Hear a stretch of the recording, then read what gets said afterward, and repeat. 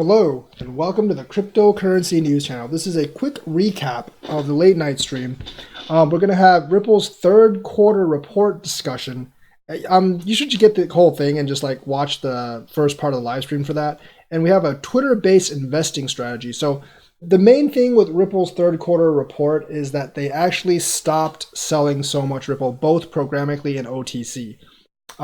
They actually stopped programmatic selling altogether in the middle of Q3. And they only sold about 66 million, I believe, $66 million worth of XRP in all of Q3. Compare that with a 240 million sold in Q2, and you can see they only sold 1/4 of the amount of XRP that they actually did in Q2. So they are definitely winding down their sales. So there's definitely less fear of Ripple dumping on investors. So they've actually kept their word, and they're definitely toning down the sales in quarter three over quarter two. The other thing is on-demand liquidity. It has increased like 500%, but that's basically because of MoneyGram.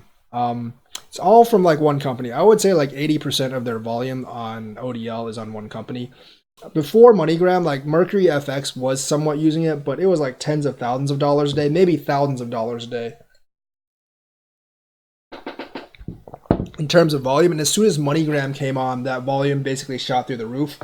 You're getting a couple $100,000 worth of volume each day on MoneyGram, which is probably like 90% or more of their actual volume. So that is really good news because they've grown volume a lot in the last quarter, but it is through MoneyGram by itself. So that is the Ripple third quarter report discussion.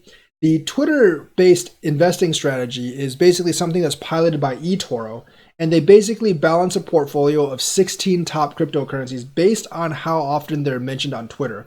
They do have an algorithm to filter out most tweets. So I'm guessing most of the tweets by the XRP army, like when they spam like Western Union or the random banks, do actually get filtered out. Anything that looks like spam gets filtered out.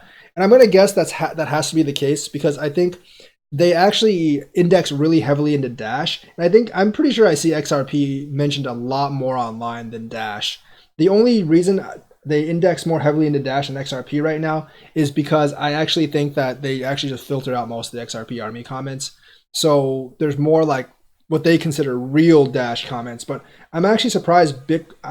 I'm really surprised that Dash is number one because I would think Bitcoin would easily beat Dash in terms of comments. I don't really know how their algorithm works. I think it's like kind of dumb, honestly.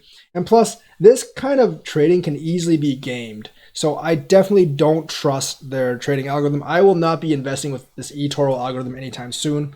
And I think several traders have voiced this concern that this algorithm can so easily be gamed that it's just not trustworthy for anything. And I agree with them. I do not think you should invest on the number of tweets, based on the number of tweets of a certain cryptocurrency, because it can easily be gamed by bots or just like hiring like a large group of people to actually post what seemingly looks like good posts everywhere. So that is the news for today, the quick recap. Let me know what you think in the comments, and like and subscribe and hit that bell notifications button, and watch my videos. Thank you and have a nice day.